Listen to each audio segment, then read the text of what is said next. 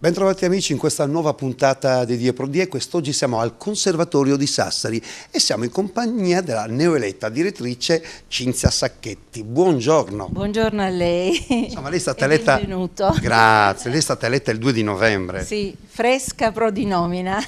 Ha fatto 6 anni come vice direttrice. Ho fatto 6 anni come vice direttore del direttore maestro Antonio Ligios, che naturalmente devo nominare perché rispetto al conservatorio ha traghettato il nostro conservatorio in un periodo molto transitorio in tutte queste, nel discorso proprio in tutto il comparto AFAM. E il nostro conservatorio da diversi anni devo dire che ha avuto dei grandi riconoscimenti. È un conservatorio chiaramente di provincia, ma proprio in questo conservatorio abbiamo delle forti eccellenze.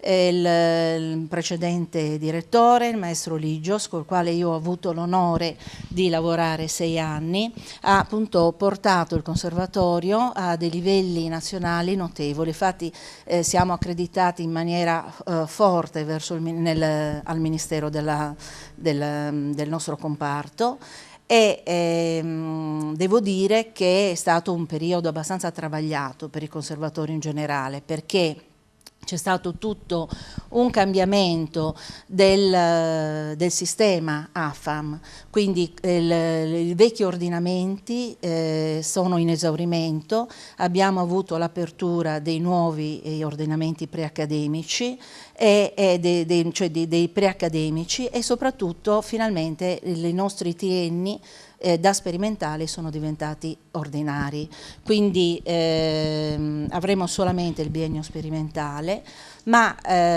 diciamo c'è stato un capovolgimento generale di tutta la didattica. In più il grosso problema che hanno ora i conservatori è che la situazione finanziaria è sempre più tragica.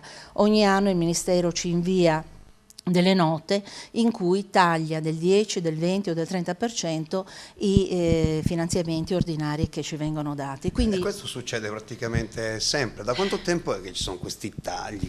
Diciamo ogni anno almeno 6 anni.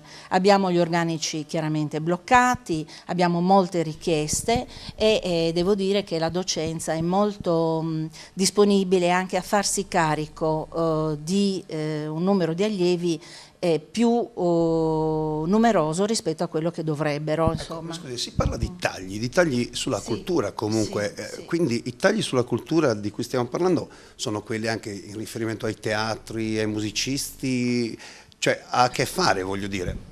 No, questi sono i tagli proprio che riguardano l'istituzione AFAM e quindi è una questione che riguarda tutte le scuole in generale, però noi soffriamo di questo fatto. Pensi che comunque tutto l'insieme di un giorno è venuto un anno il nostro direttore generale e che anche lui soffre di questi tagli che avvengono nel nostro settore e tutto l'insieme dei conservatori diciamo in totale non sono una spesa grande quanto per esempio una sola università, quindi non siamo una spesa fortissima per il Ministero, però nello stesso tempo i tagli ci vengono fatti in maniera forte e il lavoro invece aumenta, perché noi seguiamo sia la fascia del comparto AFAM, cioè la fascia universitaria, in più dobbiamo anche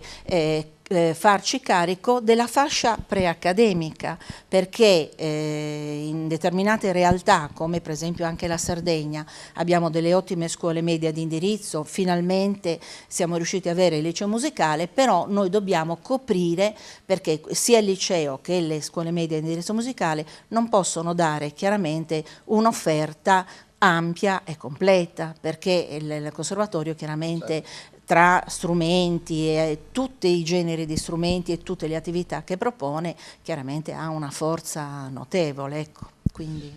Lei da pochi giorni è direttore del Conservatorio di Sassari, ma dopo tanti anni che insegna, lei esattamente cosa insegna? Io insegno oboe da 32 anni, sono stata 12 anni a Cagliari e lì suonavo anche in orchestra, avevo vinto il concorso in orchestra, poi nell'85 ho optato per l'insegnamento. Sono stata sino al 90 lì e poi mi sono trasferita qui a Sassari, che è la mia città. Certo, lei è sassarese. Ecco, 32 anni di insegnamento, credo che le abbiano fatto capire anche come siano cambiati i tempi e come siano cambiati i ragazzi.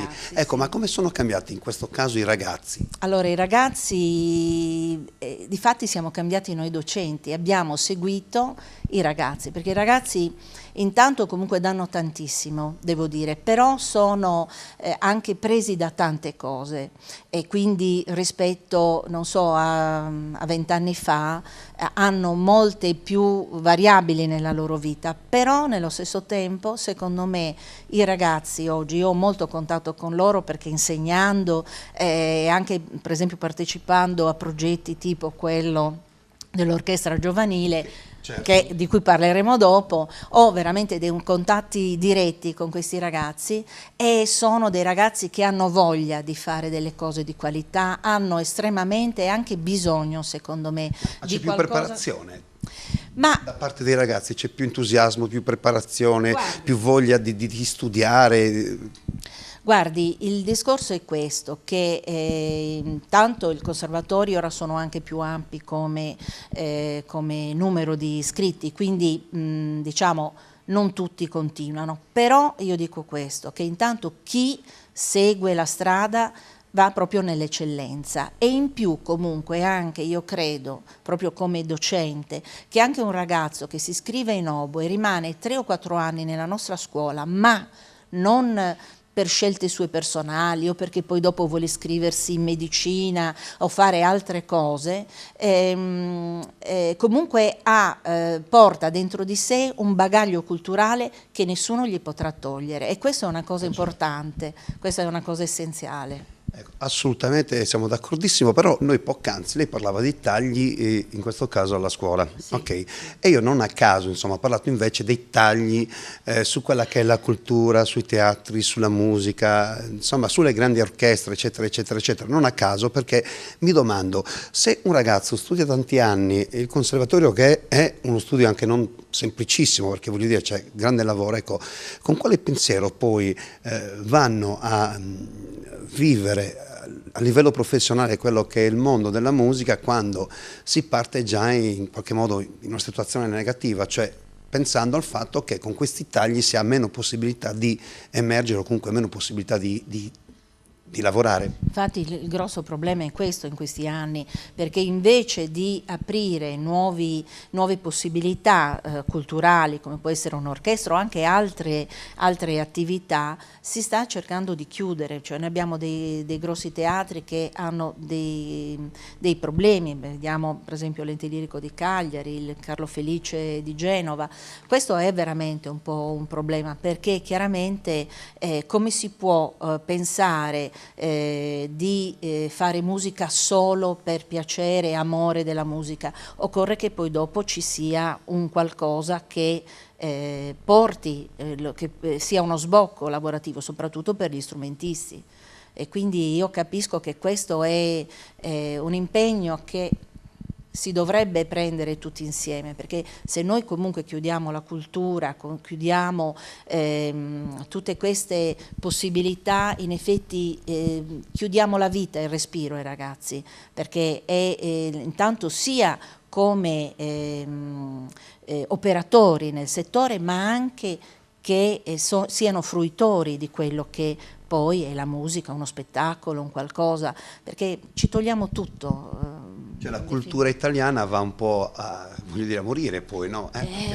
Sì, i ragazzi a quel punto lì, come dire, scappano un po' dal... Sì, scappano, anche se le dico sinceramente che c'è l'amore per la musica è talmente forte che nonostante tutte le difficoltà che ci possono essere poi lavorative, come però in tutti i campi, in fondo io vedo che i ragazzi che riescono poi ad arrivare poi ad un certo livello riescono a trovare le loro stabilità anche lavorative, questo è importante, anzi forse in questo periodo per certi versi anche la musica può essere un'alternativa anche alla difficoltà di lavoro che c'è diciamo negli altri ambiti. Tenga conto che comunque un ragazzo che ha delle competenze musicali, anche se fa l'ingegnere, può queste competenze musicali sfruttarle adeguatamente nel proprio ambito lavorativo, anche se fa l'ingegnere. Quindi ci sono delle competenze che comunque allargano la visione della vita ed è un arricchimento che potrà sempre servire. Assolutamente, l'importante è amare ciò che si fa e perseguirlo, insomma, cercando poi di ottenere grandi risultati. Noi direttore la ringraziamo, ma ci rincontreremo ancora perché ci ritroveremo a parlare proprio di un grande progetto che questi giorni è stato fatto a Sassari, grazie anche a voi. Le faccio ancora i complimenti per questa sua carica, la ringrazio, avremo modo di incontrarci ancora. Certo, la ringrazio. Anche perché poi il mio pensiero è venirvi a trovare un po' spesso per capire, conoscere meglio il mondo della musica e del conservatorio, ok? La accogliamo volentieri. Grazie direttore, noi ci salutiamo, ci diamo appuntamento alla prossima puntata, sempre die pro die, giorno per giorno, per raccontare tutto ciò che succede nella nostra isola. Arrivederci a tutti.